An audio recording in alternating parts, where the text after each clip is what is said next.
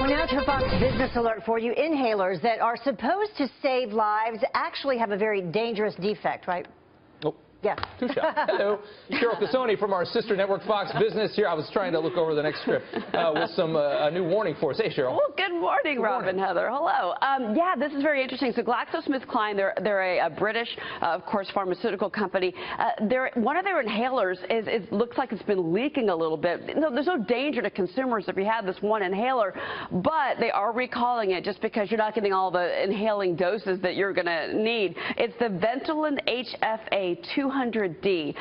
It's about 600,000 that are involved in this recall. It was sold everywhere: hospitals, pharmacies, wholesalers, retailers. And again, the packaging, the leaking is an issue, so that's the recall. But again, no injuries or dangers so far for this. Okay. All right. Well, the next one's very romantic. Dating according to your credit score. Romantic and realistic, maybe. I don't know. Yeah. I think it's not a bad idea. I don't think this is too bad either. Heather, with you, creditscoredating.com. It's a new website that was launched by a former banker.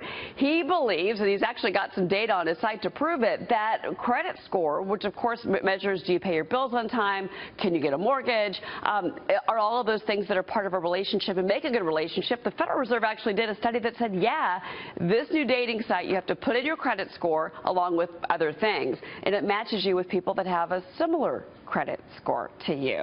And then you go on a date, I guess. Well, they say down the line, though, if you get married, that money is one of the biggest issues that couples have. Oh, money's the number one cause of divorce. Yeah, nip it in the bud before that. Nothing like talking about it on the very first date, is there? All right, so a shocking number of people, though, speaking of money, are living paycheck to paycheck. Yeah, this new study is actually rather alarming. It shows how Americans are living their lives, and it's kind of frightening right now, especially when you consider the economy has been improving. 19% of Americans, well, this is a different graphic, 31% of Americans don't have at least $500 that are set aside. That's 1 in 3. There's another number, 19% of Americans, 1 in 5, have no emergency cash.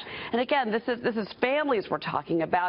What's surprising here is that this data is still so troubling and still rather ugly when you've got the unemployment rate that's gone down to 4.7%. We're going to get another read on unemployment this week. But back in January 2009, it was 7.8%. Now it's 4.7% for February. And again, we'll get a new read, but you know, these families are being left behind, and there's a lot of questions about why these numbers are portrayed the way that they are. I'm surprised it's not higher, because with all the credit that we have in this country and how expensive everything is, I could see it being even more than 50%. I think a lot of people's 401ks was wiped out. Yeah. I mean, really about half of our 401ks were wiped out, and I think that Americans just haven't caught up is the problem. I feel you, yeah. Thank you, Cheryl. You bet.